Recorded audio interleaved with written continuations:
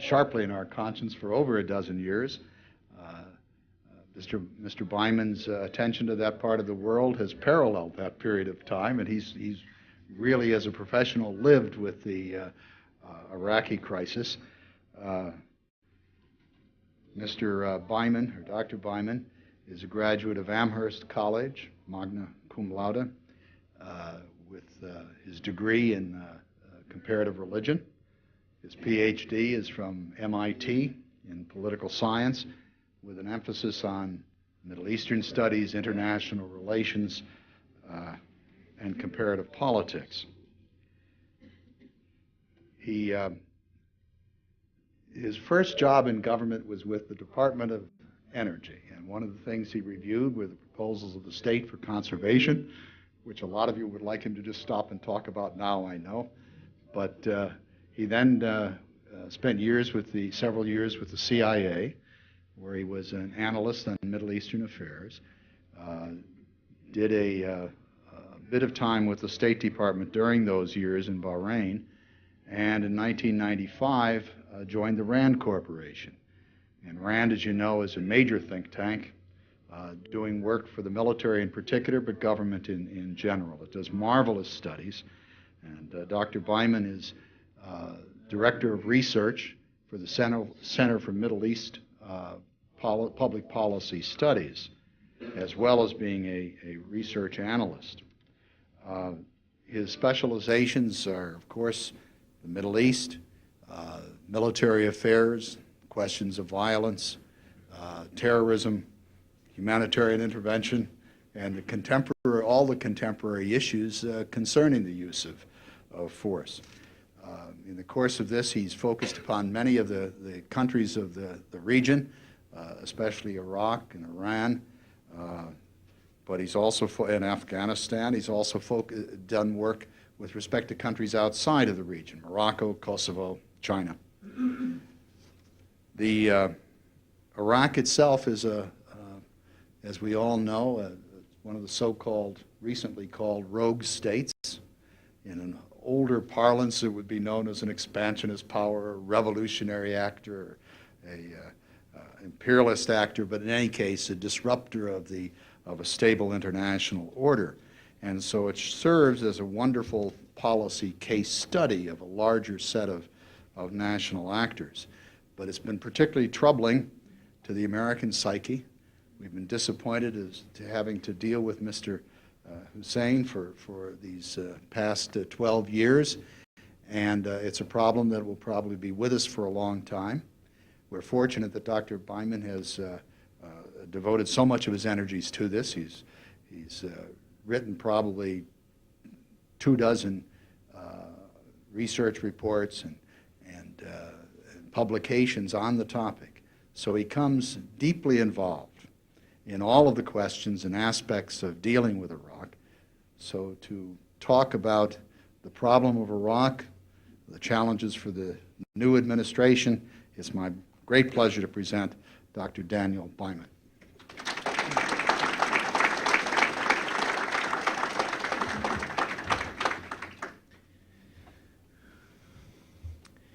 Good evening. One thing that troubles Americans when we look at Iraq is the perseverance of Saddam Hussein.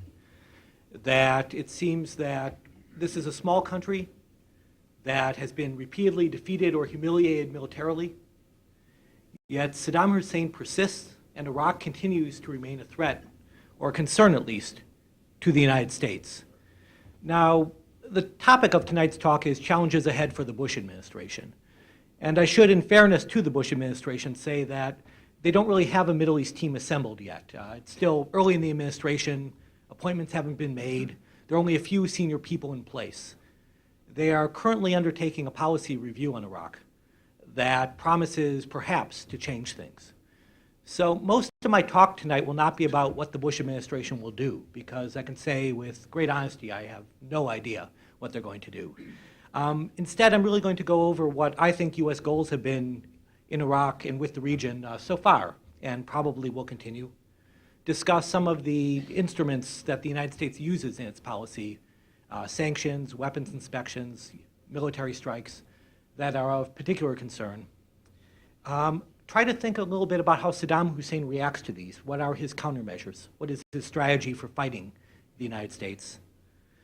And with a few thoughts on the scorecard, if you will, between the United States and Iraq, and a few thoughts and impressions, but that's really all they are, of what Iraq would look like after Saddam. Now, what are U.S. goals? In general, I see the United States having 4 goals. The most obvious is the United States does not want Iraq to be, as we heard the term, a rogue nation, does not want to be an aggressor nation. Now, there is a particularly unfortunate term floating around Washington these days because rogue is deemed objectionable, and that term is states of concern. We do not want Iraq to be a state of concern, meaning we do not want it to invade its neighbors as it has done in the past. A second goal is actually rather unusual for the United States, and that's to end Iraq's weapons of mass destruction program. We've always had these concerns about other countries in the past, North Korea most obviously, but also South Africa, Brazil, Egypt, Algeria. There's a long list as you go back through history. But it's unusual for it to be such a focus for U.S. policy and for policy in general. A third goal, and this is one that gets a lot of press, is regime change. The United States would like to see Saddam Hussein removed. If Iraq tomorrow became a Jeffersonian democracy and Saddam was elected, we would still like to see him dead. That it's really that basic. And a final goal is, it's really not concerning Iraq, it's concerning the region. We'd like to do all this without destabilizing our allies. And that goal sometimes gets forgotten as we conduct our policy, that really it's not just to have Iraq change, it's also to keep the region in a situation that's favorable to the United States. And I'm going to talk about each of these goals in some depth. How is the United States doing? I see these 4 goals as kind of a report card, and you can grade each one. Is Iraq an aggressive state? Certainly it is in terms of its track record and intentions. Iraq invaded Iran in 1980, it invaded Kuwait in 1990. It's been extremely bellicose in its rhetoric. But since the United States containment began after the end of the Gulf War, it hasn't succeeded in being aggressive. It still has the intentions, I think, but it hasn't attacked any of its neighbors. And this may seem simple and easy, but this is actually a remarkable accomplishment. This is a regime that repeatedly attacks, and it's been relatively defamed. The closest we came was in 1994 when Iraq massed some troops on the Kuwait border. But a very prompt U.S. deployment ended what may have been an empty threat, but ended it nonetheless. Saddam is also very sensitive about massing his troops, even inside Iraq. Parts of northern Iraq there's a Kurdish, some people use the term liberated zone. There's a part of northern Iraq that is free from Saddam's control. And that area Saddam invaded in 1996, but quickly withdrew. He only did a partial invasion. And if you had asked me 10 years ago, I was working on Iraq as one of the analysts at the CIA. If you'd asked me, if you'd said, would Iraq still be partitioned effectively 10 years later, I would say absolutely not. But in part because Saddam has been unwilling to go north, has been afraid, this has not happened. Now, a second U.S. goal has been ending weapons of mass destruction, and here the track record is not quite as good. UN weapons inspectors destroyed large amounts of Iraqi weapons of mass destruction. Particularly Iraq's nuclear infrastructure, what we know of was basically removed completely. Also, large amounts of Iraq's missile programs were removed.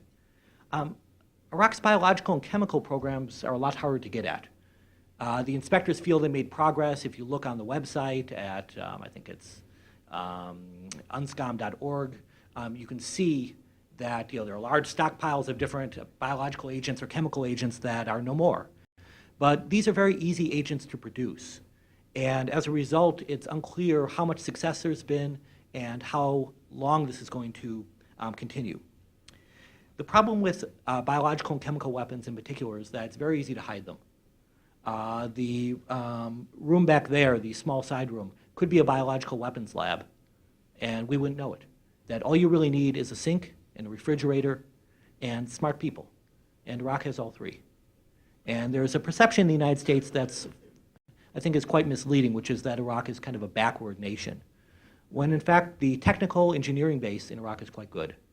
And as a result, it's very easy for them to reconstitute these programs. So how do you stop a weapons of mass destruction program in general? I don't have an answer to this, and I wish I did. I'd feel much better about myself and analysis in general if I could tell people, what the right course is, even if they won't listen. The most obvious answer is you get a regime in that doesn't want these weapons. This happened in South Africa, where it abandoned its nuclear program because a new regime came in that was much more concerned about its international reputation. It happened in Brazil. It's happened to some degree in Egypt. And this is desirable, but it's not something we can do easily. All this happened in other countries for internal reasons, not because of US policy. A second thing is to try to change the capabilities of a regime, that you simply make it unable to produce these weapons. Now, as I mentioned, for biological and chemical weapons, really the capabilities don't take much other than smart people. So unless we're going to go into Iraq, and actually very serious people have proposed this, and essentially arrest large numbers of scientists and engineers and give them a very nice place to stay, but nevertheless a prison. Unless we're going to do that sort of thing, we're not going to be able to do that. So all we can hope for in the short term is kicking the can down the road, that you deny some materials that would make the program go quicker, you try to interfere with education programs, and as a result, maybe Iraq doesn't build these weapons in 5 years, instead it builds them in 10. And that may seem like there's a lot of criticism of this approach. It's a hopeless short-term policy is kind of the standard editorial line. But I have to plead guilty as being somewhat of a fan of this, just because kicking the can down the road, there's a lot that can happen that we can't control that may happen for the good.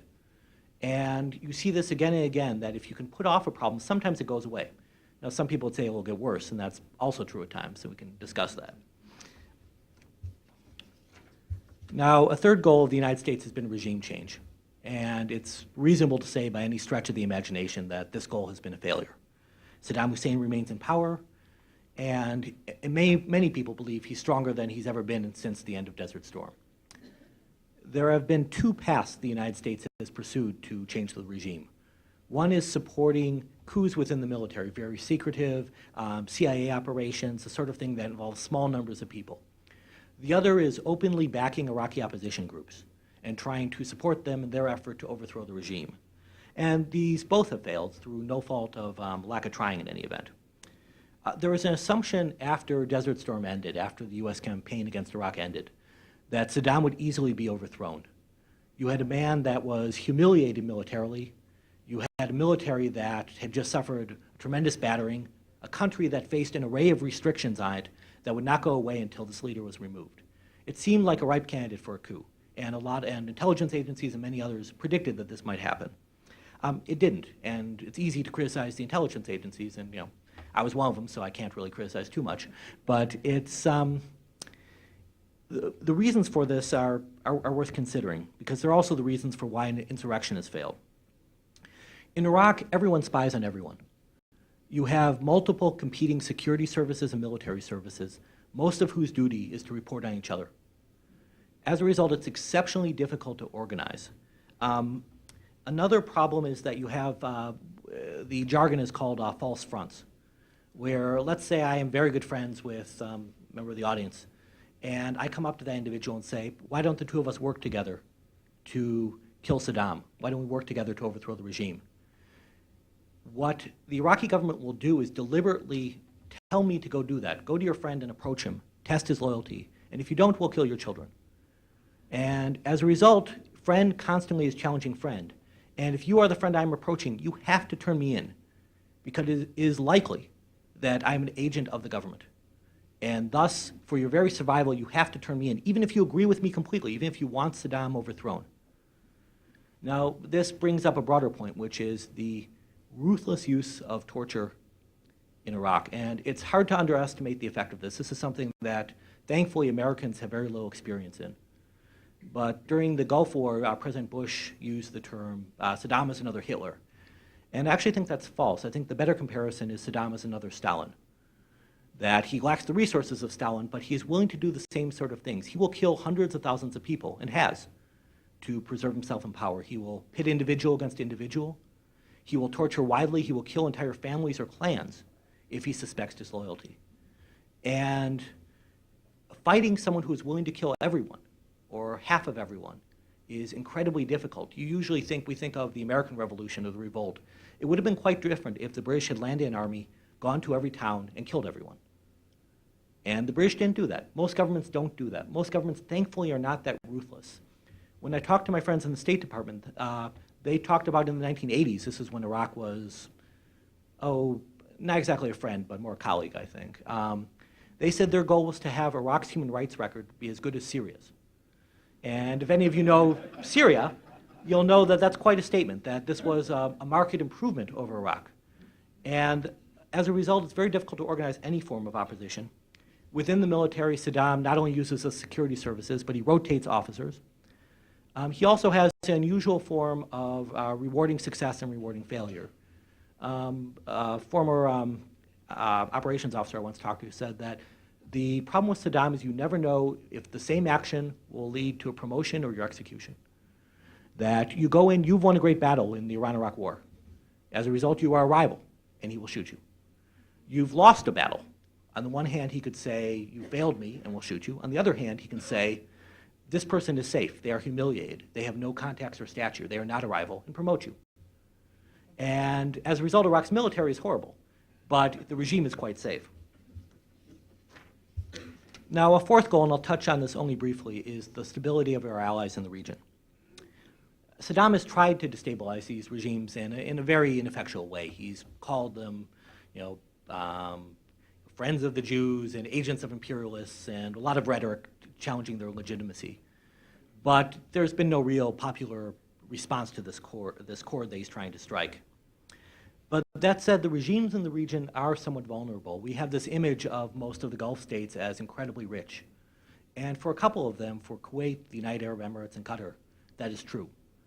But for Bahrain, Oman to a degree, and particularly Saudi Arabia, things are a bit more troubled. Saudi Arabia's, there are different measures to use, but it's GDP per person, and in some ways I'm making this up because we have really no information on Saudi Arabia. It's almost as bad as Iraq, but what we think we know is that it's about a quarter or a third of what it was in 1980. And part of that is because oil prices in 1980, even though they seem high now, were much higher then. And part of that is because its population has more than doubled, as one of the highest population growth rates in the world. And the regime is relatively corrupt. The regime has very little popular input. So there's a reason to think that this regime might not be the most stable. Now, I remember writing a paper on that very early in my analytic career and saying, these regimes are dangerous. They have demographic problems, they have economic problems, they have very little popular support. And my boss, who had my job 15 years before I did, pulled out a paper he had written 15 years before that said the exact same thing. So it's worth remembering that these regimes have been in power in some cases for hundreds of years. So to say that they're going to go tomorrow is foolish, but at the same time we can't ignore potential challenges. And there's a concern that as the United States mucks things up in the region, as it raises the profile, that these countries will turn against us. That they will be afraid of Iraq, or they will be afraid of what the US presence will do to their countries.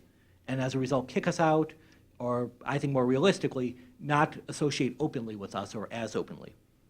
Now, I think I want to actually give credit where credit's due and give the US military a pat on the back. They've really learned a lot in the last 10 years about how to station forces in areas where people may be hostile. And as a result, some of the tensions we were encountering in 1995, 1996 have been reduced due to quite clever planning. I want to say a few words about the different instruments the United States uses to contain Iraq, to work against Iraq. As the gentleman who was standing up here before the talk indicated, one of the most controversial and important is US military strikes on Iraqi territory. Now, what are the value of airstrikes? If we think of the various goals I outlined at the beginning, how does it help us achieve these goals? How does it help prevent Iraqi aggression?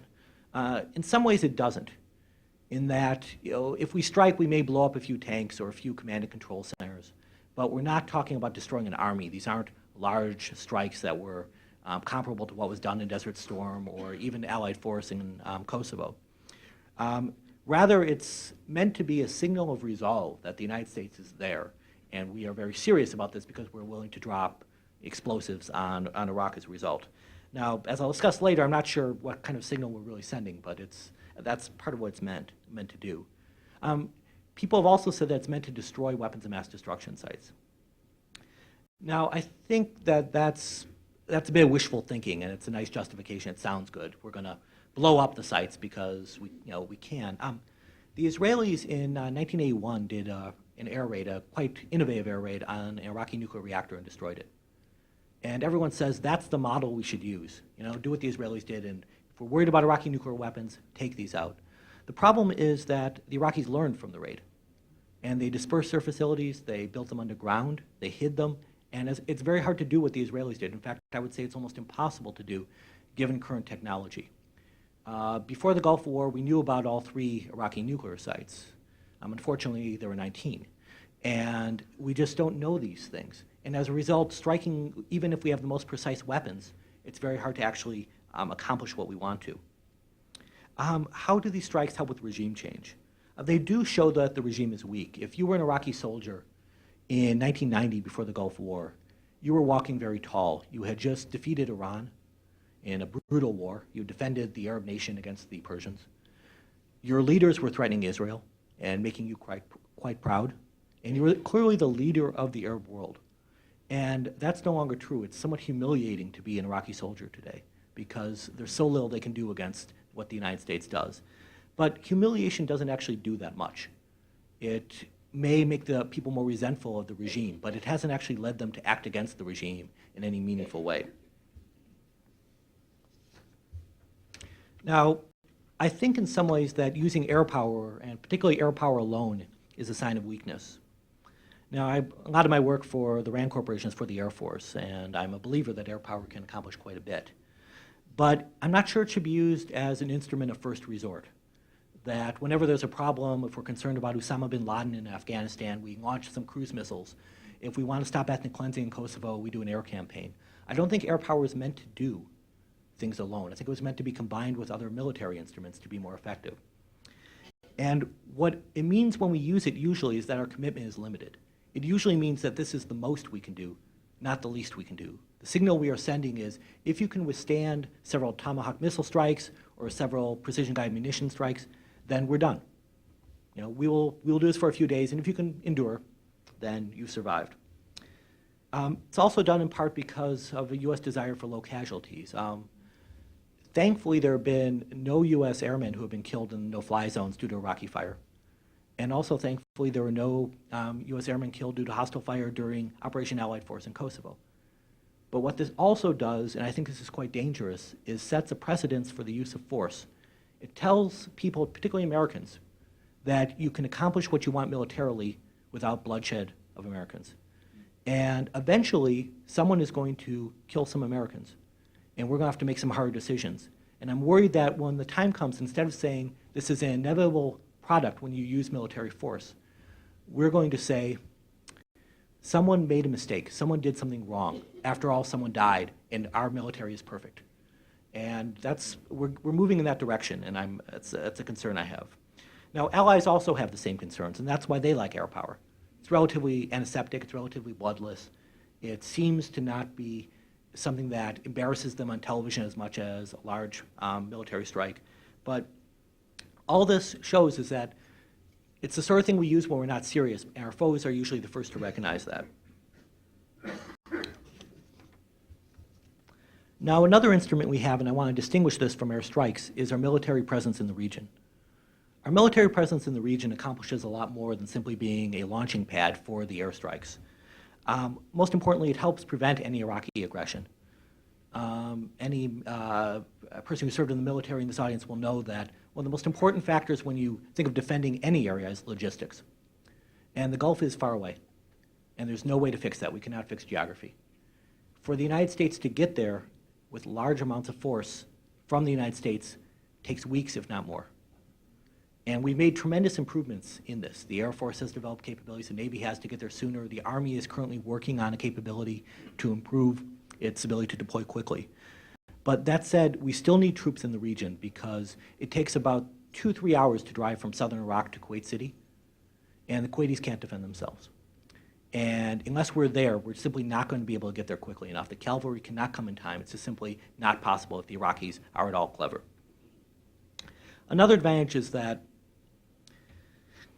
it deters Iraq from even thinking about aggression, that if they're, in addition to defeating them, if they actually do consider, if they cross the border, that it makes them realize that this is not a productive approach in the first place. And I think that the military presence explains why Iraq has been relatively quiet militarily in the last 10 years.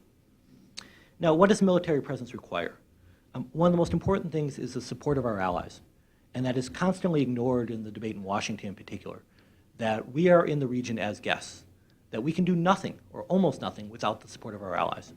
And thus, it's not, I said allied stability is a goal, but gaining the support of allies for our policy is a requirement. We have no policy if we have no allies.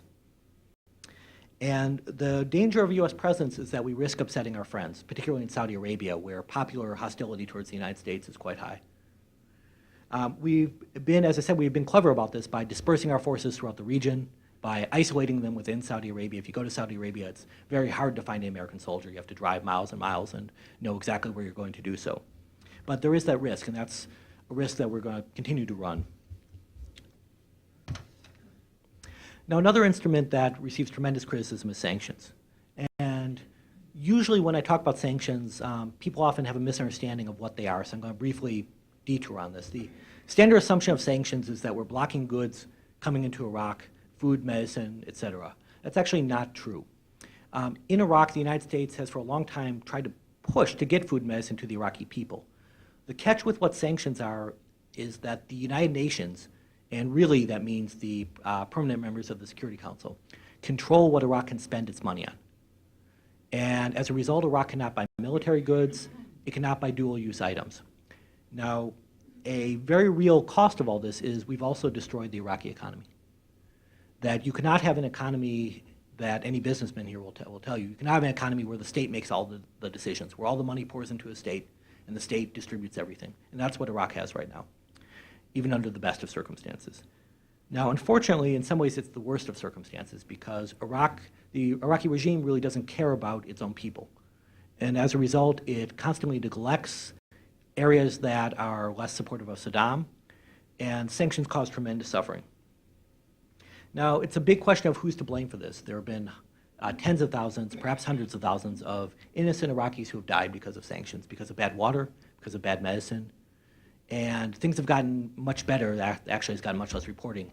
Since 1996, things have gotten much better, but still real tragedy is occurring. And some people blame, the obvious person to blame is Saddam for not actually spending on his own people. Some people, of course, blame the United States because the belief is that he's a dictator. If you expect him to spend on his own people, you're foolish, and thus you bear responsibility for what the suffering he inflicts. And this has been a public relations disaster for the United States and the Arab world. I tell my students that it makes the United States look gutless and cruel at the same time. Now, if you go throughout much of the Arab world and talk to people there, there's a widespread belief that the United States could kill Saddam tomorrow if it wanted to, that the CIA knows exactly where he is right now and could assassinate him, or precision-guided munition could be used and kill him. And if you have this belief, and you think the United States could kill him tomorrow, sanctions are indeed cruel, because it looks like we're starving the Iraqi people for no reason. And that perception is widespread despite a much more complex reality. And we have to, there's a diplomatic consequence to it that's quite real, even if it's not necessarily based on anything sound. Now, having said all this, what's the value of sanctions? Most obviously, they inhibit a conventional military buildup. There's a lot of talk of smuggling in Iraq. $1 billion a year is an estimate for how much Iraq smuggles. But you cannot smuggle in an armament division. You cannot smuggle in large numbers of tanks. It's very hard to do. It also has some impact on weapons of mass destruction. You can stop some items from going in. But you run into a lot of very difficult areas. Chlorine has, for example, been very contentious because it's used for chlorine gas. It's also used to purify water. and it has a legitimate dual use. And as a result, Iraq has made a lot of political capital off the United States blocking it, while the United States has tried to stress the WMD importance of that. Now, sanctions in many ways have made Saddam much stronger. That by destroying independent commercial activity inside Iraq, people become more dependent on the regime. And poorer people also depend more on government. If you have nowhere else to turn, if your family network is destroyed, if you don't have your own resources anymore, you have to be loyal to the government in many ways because your life depends on them. Now, the Bush administration has made a lot of political capital over the fact that it's moving towards smart sanctions. And let me be clear, whoever thought of that name is truly brilliant. That's just a great name, smart sanctions. It's impossible to oppose it. I mean, no one can say they're for dumb sanctions. You know, it's truly my hats off to whoever did.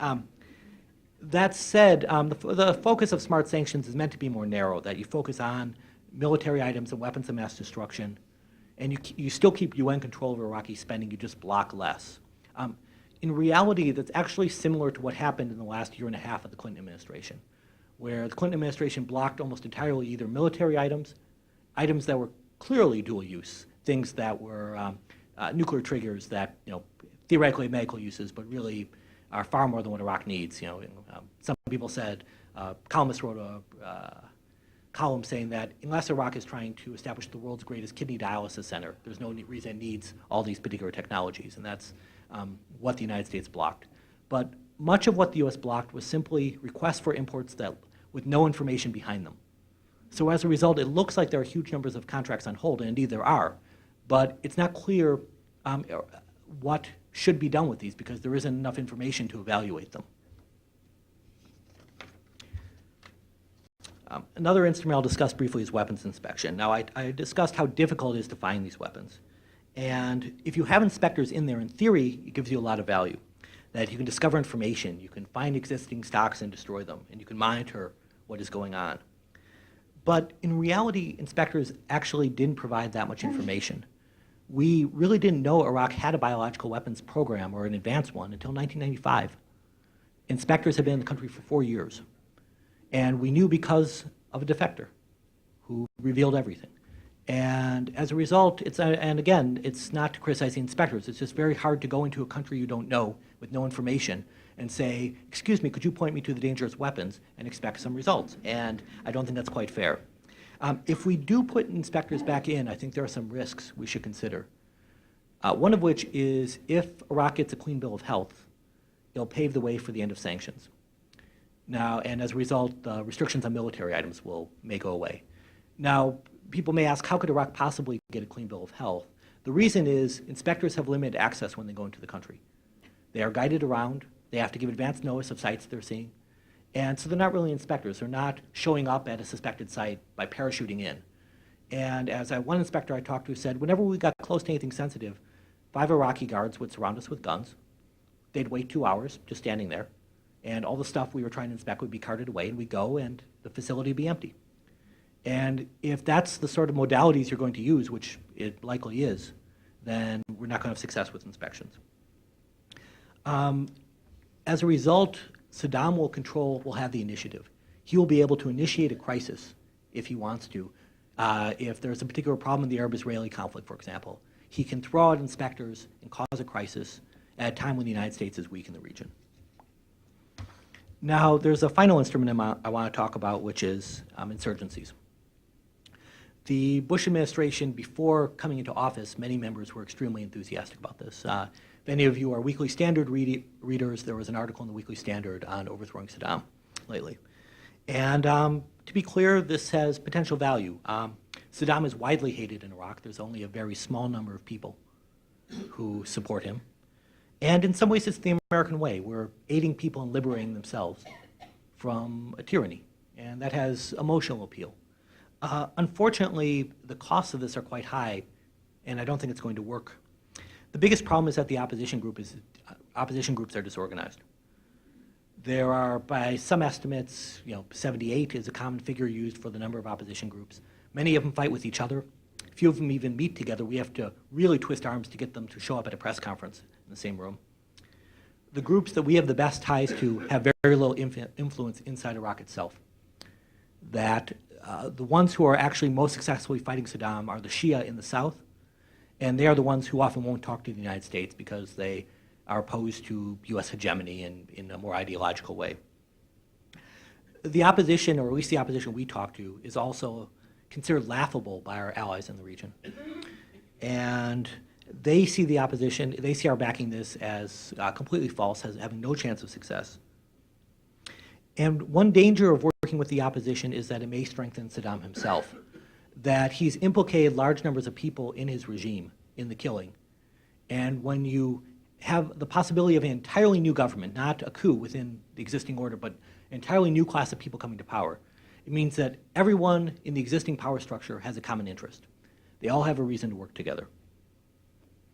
And a final reason is that it puts U.S. credibility on the line. The analogy I've used and some others have used is there's a danger of a Bay of Pigs scenario, where the opposition goes into Iraq, gets killed, and the United States has two unpleasant choices: either use its own forces to take out Saddam or extricate the opposition, or let them die. And I don't think we really want either option. Now, briefly to talk about Saddam's political counters. What does Saddam do against us? His strategy, his most consistent strategy recently has been to try to generate casualties. He's offered very large rewards for any Iraqi gunner who just shoots down a U.S. airplane and allows the capture of a U.S. pilot. He also, at home, tries to play on the West's humanitarian conscience. When there's an airstrike, he displays bodies. He likes to mingle targets next to each other. There'll be a hospital next to an air defense site. So if the United States destroys one, it often destroys another. And the few times the press and relief groups are allowed access in Iraq, it's to interview the victims of these strikes. So it's a very, very successful public relations campaign. And in many ways, this would be a symbolic victory.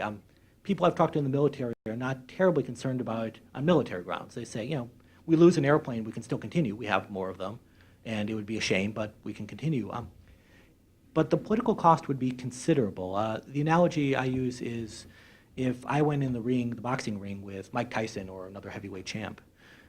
If I landed a good punch before Mike Tyson put me in the hospital, the newspapers the next day would read that, you know, Byman defeats Tyson, because no one would expect me to actually win. And that's the comparison here, is if Iraq can down a plane, it showed that it can dent the United States. And thus, that's successful politically, even if it doesn't have much effect militarily. Now, kind of summing up, you know, how effective is the United States? The biggest impact of what U.S. policy, the biggest positive impact, is what we haven't seen. And that's in many ways what you have to consider when you assess the policy. Has Iraq invaded its neighbors? Is it a serious threat to its neighbors right now? And I would say no. And that's a remarkable accomplishment. Now, on the other things, weapons of mass destruction, regime change, these are much more troubling. We have not succeeded on those, or at least to the degree we'd like. But it's important to have some balance when you think of this. It's also important to recognize that Saddam has failed even more than we have. If you think about his regional objectives, his internal objectives of having a very strong military, dominating the region, improving his prestige at home, even having control over his own country, he's failed on all these measures too. So you can say that our report card is, you know, a B or a C at best, but his is an F. And you should think about both when you weigh whether we're succeeding or failing. Now I'm going to end on a very speculative note, which is what might happen after Saddam. Now, I have no idea how Saddam might be removed from power. My personal bet is that it'll be a relative or a close associate who he's killed a family member of theirs, and that person will go in and get lucky. There'll be one or two people. It will not be a big plot, because a big plot will be disrupted. That said, I don't know how. He may die in his bed tomorrow. But clearly, it's almost any scenario after Saddam's death is better for the United States in most aspects. And the biggest reason is that Saddam himself is extremely aggressive and ambitious. And also, he's willing to take chances. And this, people don't appreciate this enough, I think, in the United States. Nida Hamza, who's was one of, he wrote a book called Saddam's Bomb Maker, which he claims he was. And he says that Saddam was considering, when he got a nuclear weapon, a surprise first strike on Israel.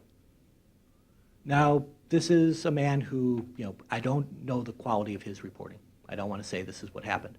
But Saddam has repeatedly taken chances where other leaders would be very cautious. And when you're going up against a very strong foe like the United States, someone who's willing to take risks is much more dangerous. Now, having said that, there are some negative notes that might come with Saddam's departure. One is that there might be an aggressive leader who takes power who's perhaps less risk-prone, but there isn't the same structure set up around him. Our containment structure in the region, our military presence, the sanctions, the inspections, are all tied to Saddam, the person. And there's less thinking about Iraq, the country, or even the regime, the Ba'ath regime, the particular leadership. The second problem is that the most likely successor to Saddam is his son, his second son, Qusay. And he has been raised in his father's tradition. He is in charge of the security forces. He regularly is responsible for the deaths of large numbers of people.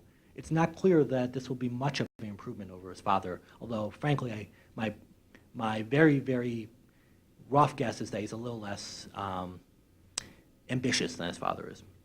And finally, there's the possibility that the regime itself might collapse and the country might collapse. As I mentioned, Saddam has pitted group against group, individual against individual. And when you do that, there's no society left. Neighbors have been implicated in killing neighbors. The social fabric in Iraq, which was never that strong to begin with, has been rended. And as a result, there's a danger that this society, which was once very vibrant, might collapse into anarchy. People have talked about the Afghanistan scenario, the Liberia scenario, the Lebanon scenario.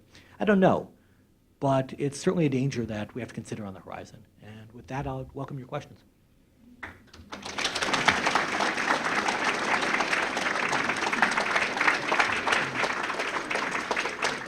Well, we thank you very much for an unusually interesting and thorough overview. Let me ask you, for the benefit of our camera, if you would repeat the questions after you get them. The question was on whether Iran poses a threat to Iraq. The answer in terms of conventional military aggression is no. Iran has not rebuilt its forces after the Iran-Iraq war. Or I shouldn't say that. What Iran has done with its forces is it's focused them more on weapon systems that are effective against the United States. It's bought anti-ship cruise missiles, it's bought some ballistic missiles. It has an ability to defend itself against Iraq, but probably not to attack it. And probably more importantly, the Iranian public is exhausted by war. The Iran-Iraq war from the Iranian side the tragedy touched every Iranian family. Probably the best comparison I can think of is France between World War I and World War II, where the society is so hostile towards war, so cynical about its own government and its behavior and the sacrifices that were made, that I think it'd be very difficult for Iran to mount an attack on Iraq. Now, the exception to this is weapons of mass destruction, which Iran is developing. But if I were giving this talk in 1990, I would say that Iran will have a nuclear weapon in 5 to 10 years. If I were giving it in 1995, I would tell you it will have a nuclear weapon in 5 to 10 years. It's 2000, and I will tell you with great certainty that within 5 to 10 years, Iran will have a nuclear weapon. So watch out. The question is why, at the end of the Gulf War, we did not take out Saddam's regime when we had the chance. Clearly, we did have the chance. I don't want to say that. I think, frankly, if we had kept going, Schwarzkopf would have been carried to Baghdad on the backs of the Iraqi people. There was, again, this regime is widely hated. That said, I want to explain the perceptions of U.S. decision makers, which were quite sensible and perhaps in the best interests of the United States. And this is the key point to differentiate.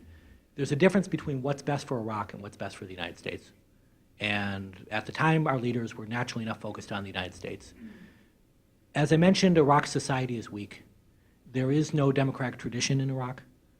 There is a belief that the Kurds in the north would revolt. There was a concern that Iraq would collapse, that Iran would have influence in southern Iraq, because much of that is Shia who have a historical sympathy for Iran. And as a result, the United States was afraid that if it intervened, other countries would as well. And if we did go to Baghdad, we would have to stay there for 20 years. That we would have to do what we did in Germany, what we did in Japan. We'd have to rebuild society, write a constitution, get an economy going, and act as the police as well. And the perception was that it simply isn't worth it. And this perception becomes much stronger when you think of the intelligence forecast at the time, and this is not letting any secrets out. A lot of people believed that there was a good chance that Saddam's regime would fall of its own accord. That because of the humiliation Iraq had suffered, because of its military battering, that someone would take Saddam out. So if someone's going to do it for you, why would you do it yourself in such a costly way? Now, there's another question, which is 10 years later, in hindsight, was it a mistake? And that depends simply on what you value.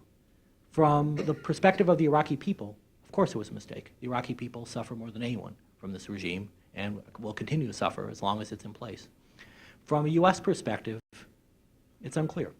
The United States still faces a threat from Iraq, but we do not have to have large military forces occupying a country that might be very hostile to us. We do not have to create democracy where none existed before, an exceptionally difficult task. And there are complaints right now about the duration of our presence in the Balkans and elsewhere. This would be much, much harder, much, much worse, and much, much more dangerous. So as someone who follows Iraq and who knows a lot of Iraqis and cares about them, I am troubled by this. But we have to really balance it with what most American people would want and think. And I think it's still an open question. The question is about the significance of the defection of Saddam's sons-in-law who defected to Jordan in 1996, I believe, maybe 95. My memory's getting hazy. There's a yes and no answer to this. The yes answer is the world received some valuable information about how Saddam's regime works and also about Iraq's biological weapons programs. There was a lot that we learned. It didn't shake the regime. It showed part of the reason these two individuals left was because of Saddam's family dynamics, I think we would call dysfunctional. That Saddam's son had, his older son Uday had murdered several individuals within the family. And as a result, these particular individuals who defected were afraid of being next.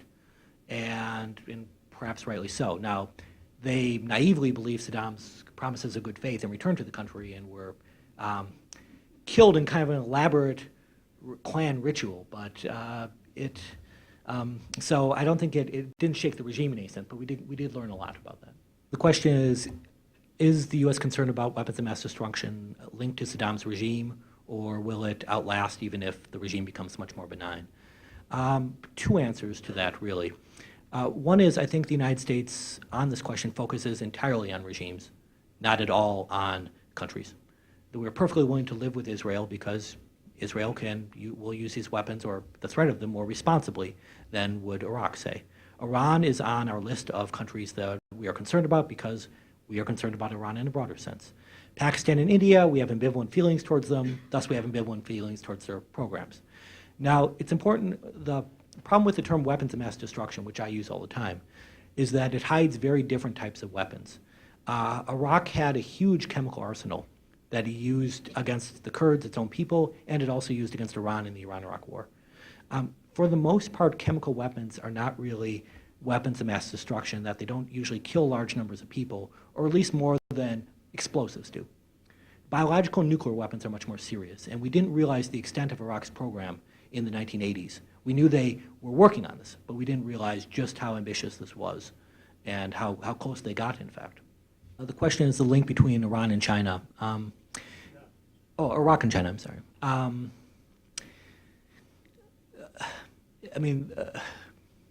The answer is I don't know, because the Chinese have done a very good job of hiding what relationship there is. We know China has allowed the smuggling of some weapon systems. There was a fiber optic cable that they were helping set up to improve Iraq's air defense. Now, there's always a question with China as to, is this supported at the highest level of the state, or is this an entrepreneurial company that's doing what entrepreneurial companies do in selling goods? My personal take is that it actually was approved at a fairly high level, but they thought they could get away with it. They thought that it wouldn't be noticed. Just because most of the sales we've seen of China to other places, the sensitive ones, have been approved at the highest levels. But it's not massive cooperation. What China is providing is very limited. And there's a concern in general that China will begin to throw its weight around in the region. It's important to remember that at the moment, and 10 years from now, this may be quite different, China doesn't have much weight. Its military systems are the last ones anyone buys. You buy them when you can't buy US systems, French systems, British systems, or Russian systems. You say, oh my God, I'm going to buy Chinese systems. You know, the old joke about the submarine with the screen door, that's a Chinese submarine. You know, it's the sort of thing you avoid. So if these countries do buy Chinese weapons, think of it as a victory. Think of it as they couldn't buy anything better, so they had to buy Chinese weapons. The question is about Iraq's hostility towards Israel and the sources of this. My personal belief is that it's an attempt to score brownie points, that his real goal is to try to gain influence in the Arab world by what's the best way to do that? You show you're strong against Israel. There's a very long tradition of regional countries doing this, that in the competition to be the leading power and the most respected, you show it by standing up to Israel. However, that said, I believe Saddam's motives are both personal and practical as well. I think he has a genuine hatred for Israel that he feels in the core of his being. And I think that he feels Israel is out to get him. And as a result, it's kind of a natural confluence. I will say as a tangent, he's manipulated the latest Al-Aqsa Intifada brilliantly. He's given money to the families of Palestinians who have died and who have been wounded. And as a result, the Arab world in general, despite the rhetoric, has actually not been very supportive of the Palestinian Intifada. They haven't really backed the Palestinian government. Iraq has. And it has gotten a lot of respect for this. And it was a relatively cheap and easy measure for them to do this. It was something that no one could possibly oppose in the region. The question is, what is France's role in Iraq today? This is a great question, and it inspires a lot of debate and anti-French jokes, which go about later on this evening if you want to hear some. But it's France was part of the no-fly zone group until about 1993, and technically it still is. There was a French officer in Saudi Arabia who was part of the no-fly zone group. He's just not allowed anywhere near the no-fly zone operations because France is not actually participating. And if you ask the French why they've turned against the no-fly zones, why they've turned against sanctions, why they've turned against inspections, their answer is that it's time to end the siege. It's time to allow Iraq. The best way to deal with a thuggish dictator is to keep a little military force, but welcome it back into the community of nations, to gentle it, if you would. Now, there's a broader question of whether the French actually believe what they say. And France has had a lot of economic interests in Iraq. And Iraq has been very skillful at making a lot of promises to France that if sanctions are lifted, we will reward you with contracts, et cetera. If I were the French, I wouldn't trust those promises. Iraq has done that in the past and abandoned them, but nevertheless, those promises are real. I also think that there's we saw this very recently with the United Nations Human Rights Committee. There is a French desire to be a counter to the United States, to punch above its weight, to rather than being a, frankly, has-been power that really is not a player on the world stage anymore, to show that it is truly a global player. And being a Western alternative to the United States accomplishes this. When you think about how much more active France is and how much more influence it has than Germany, which is a much stronger country economically and has a greater population. And so I think part of what they're doing is trying to send the message that the United States does not write the rules of the international system. And it may actually in some ways be a lesson for the United States that we need to work with other countries, that simply by being strong we're going to inspire some people to oppose us, and as a result we have to bend over backwards to cultivate people. The question is about the role of Turkey in this conflict. Turkey is in some ways the Turks call themselves the second loser of the war. Their belief is that Iraq was, I think, their second largest trading partner before the war began. I may have that figure wrong. And they've lost economically, and also they've become dragged into this military conflict with Iraq that they didn't want. And also they're concerned that the United States has protected Iraq's Kurds and that this will spill over the border into Turkey, and Turkish Kurds will demand their own state, will want more autonomy, will resist the government. So Turkey is quite concerned about U.S. policy. From the Turkish point of view, their ideal leader would be a non-aggressive dictator. That's someone who just keeps the peace and doesn't threaten Iraq's neighbors and keeps the Kurds down. Turkey also wants to reopen trade. It benefits tremendously from black market activities, but it wants to reopen trade. But all this said, the Turks have used Iraq as an entree point to the United States. Turkey used to be thought of, there was a crisis among Turkey watchers when the Soviet Union collapsed, because everyone said, what's the point of Turkey? This was, the leading edge against the tip of the spear against the Soviets. And do they have geopolitical importance? And now the answer is yes, of course. They're a bridge to the Middle East. They're the model for Middle Eastern countries to emulate. They're a source of basing for the United States. So the Turks have used this very successfully to gain points with the United States. And as a result, the United States is a leading backer of Turkey in a large number of fora. The question is, could the Iraqi opposition be made more viable through changes in the no-fly zone and also providing frozen Iraqi assets to them? My personal take is that no, it wouldn't have that much of an impact. Already, much of southern Iraq, Saddam is not allowed to use heavy forces there. That there's something called, under UN Resolution 949, the no-drive zone. That this is really meant not to defend Iraqis in the south, it's meant to defend Kuwait. That if Saddam mobilizes his forces and puts them in the south, the United States can strike with impunity. That's how Washington has interpreted it. No one has tested this yet. So the problem really comes down to what it takes to have a successful insurgency. And usually what it takes is firepower and organization and popular appeal. And I think while many Iraqis hate Saddam, they don't know what they want next. There's a lot of disagreement, and as a result, the opposition doesn't work together. It doesn't have a coherent message other than Saddam must go. A bigger problem is that it's actually relatively easy to put down insurgencies if you're willing to kill large numbers of people. The United States tends to be very ambivalent about insurgencies because we think of Vietnam, we think of Greece, we think of very unpleasant US experiences. But if the United States had been willing to depopulate half of northern South Vietnam, it could have fought the insurgency quite effectively. It just would have been a massive humanitarian crime and tragedy. Saddam doesn't care about these concerns. He doesn't have these considerations.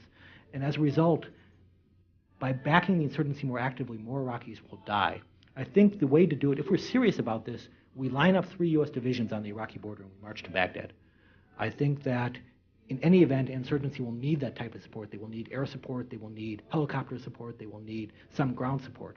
And if we're going to go that far, we should do it ourselves and make sure it's done well. The question is, does Iraq have diplomatic representatives in the United States or influence in the UN?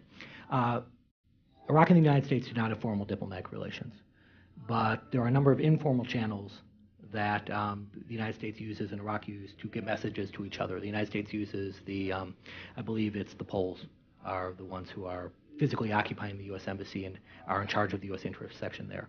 And there are large numbers of fora where messages are passed.